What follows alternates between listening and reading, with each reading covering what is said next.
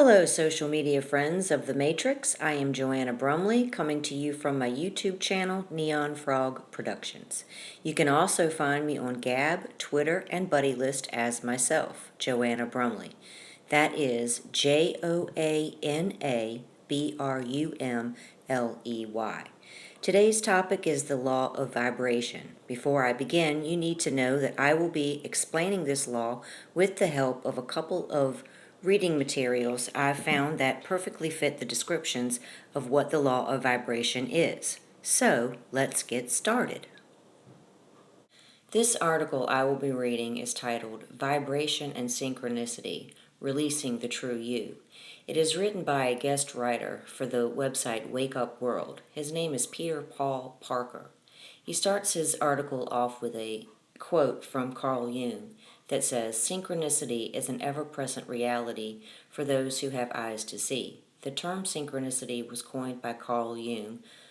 Throughout his life, Carl Jung came up with slightly different explanations for this complex subject, but the basic meaning is there for us to understand. He said if meaningful coincidences occur with no casual relationship but seem to be meaningfully related, this is synchronicity. In other words, if unrelated incidents happen to you and you find yourself seeing things in a different way and feel more connected to who you are, because of these experiences, then you have just experienced the wonderful world of synchrony. Carl Jung came up with the conclusion that synchrony is a governing dynamic which underlies the whole of human experience. Quantum mechanics now verifies this statement, and we will look into that later in this article. It is the journey within that is important, and that this experience we are having here on planet Earth can be illusory in nature. So trust no authority that claims to be over you. The journey within and the synchrony with our observer consciousness or soul is the remedy for this experience we are having on planet Earth.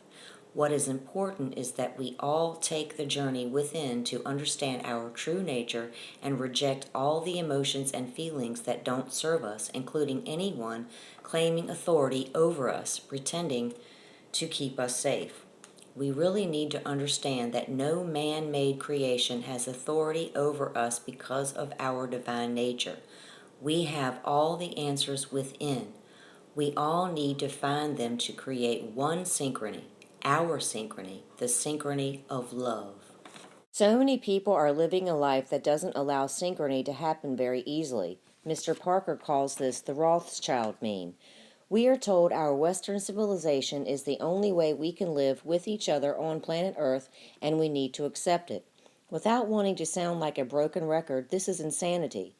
How many more banking scams, political corruption, and corporate crimes do we have to endure before we realize none of these institutions are actually serving us? The way this so-called civilization is set up only serves a very few at the top. It is not even the 1%. It is a very small group of people who orchestrate everything. They come from the school of divide and rule and the Hegelian dialect of problem, reaction, solution.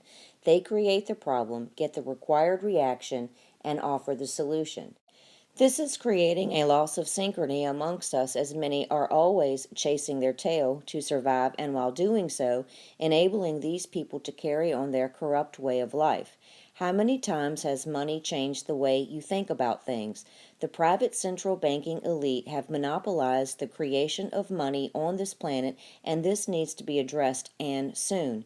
It really is something to think about. We can find our true nature and realize the nature of our reality. We can change the way we live on our planet and live with synchrony, creating a better way of life. We can take back our vision of a bright future and let no one interfere with this vision again. We can reject the decline of morality we are witnessing today, which is like Babylon revisited. This Rothschild meme is not our friend and does not serve us. We need to take back our power. So let's have a look at the nature of our body and how we can do just that.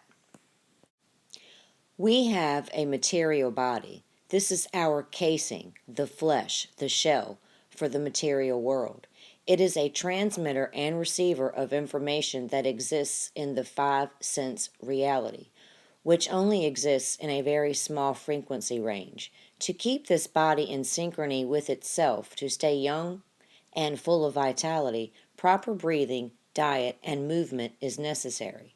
Our material body is connected to our energy body. Our energy body, some call it the light body, is connected to the material body through our energy system. These are our meridian lines, acupuncture points, and chakra system. Energy can be blocked in these systems, which can cause bad manifestations in our material body, so we need to keep our energy body healthy too. We have a third body, which is our observer consciousness or soul. This is our true self, our real essence. When you find synchrony with these three bodies, you are well on the path to a happy and healthy life. You will be aware of the eternal existence because of your understanding of your observer consciousness. You will find endless energy through your energy body, and you will find zest and vitality in your material body with clarity of thought and be able to understand and act upon the guidance from your soul, thus rejecting everything that is detrimental to you and your environment. This is a far cry from the way that the majority of humans exist on the planet today. Let's talk about rewiring the brain. There's plenty of research now that tells us that meditation stimulates the neocortex and rewires the brain. Unfortunately, some of the foods that we eat, the drinks we drink, and the pathogens and the carcinogens we consume are actually rewiring our brain with a very detrimental effect. We can reverse this detrimental effect by changing our diet, gentle movement or exercise, and through meditation. Max Planck was the father of quantum mechanics, whose research made him realize there is a field which consists of primal vibrational waves that we live in, which encompasses everything. What fills the space of this field are quarks and gluons. These are the fillers of the space between the protons and the neutrons which make up the atom. Thus, the space of an atom isn't empty. So, does this simple action of meditation connect us to this energy matrix? Yes. So, does this simple action of meditation promote synchrony within our material lives? Yes. The film The Matrix was based on Max Planck's findings and is a good analogy of our world. Synchrony lies at the very heart of our existence in this five-sense reality. We are connected profoundly to this field. We now know that our electromagnetic field is dominated by the heart. The heart is by far the biggest energy field of our body. It is not the brain. So if our energy body is dominated by the heart, surely then our world should be dominated by heartfelt actions. When we start to live like this, things do begin to change. An easy way of summoning this up is with a quote. If you light a lantern for someone else, it will also brighten your way. These are very simple principles that promote synchrony, in which itself brings peace, love, and harmony. You will start to make your path right out of this matrix. We can make this vision come true. We need to do this together.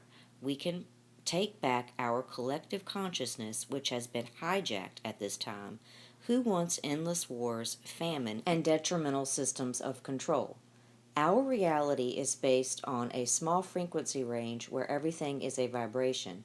When we have a thought, it creates another vibration in the brain.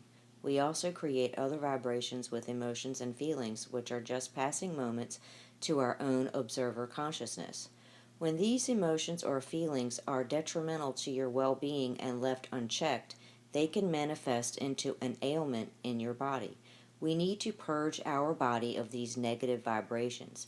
This will help us find our path to synchrony and live a more harmonious and peaceful life. Once we have cleared these negative vibrations, it really does become easier to spot them when they manifest again and clean them up. It is as simple as cleaning your house. You need to do this every day if you are going to live in a pristine environment. It is your road to happiness. Synchrony will help you release the true you. Don't be fooled or tricked by this society and the dogmas we all seem to be bogged down with. Be positive, as positive news makes a good brain. Be open-minded, as this opens up a world of possibilities. Be understanding of people who haven't quite grasped the nature of their reality yet. This also requires patience. Reject everything that is detrimental to you. Life is hard enough without someone adding to your burdens. We are not here to wreak havoc, pillage, or plunder the planet and everything on it. We are divine, infinite consciousness having an experience. We are the protectorates of the material world, so we need to take responsibility of our actions and act accordingly. This concludes part 1 of the Natural Law series, The Law of Vibration. Stay tuned for part 2 as I discuss some information that I found interesting pertaining to the law of vibration in the book The Secret of Shambhala by James Redfield. Thank you.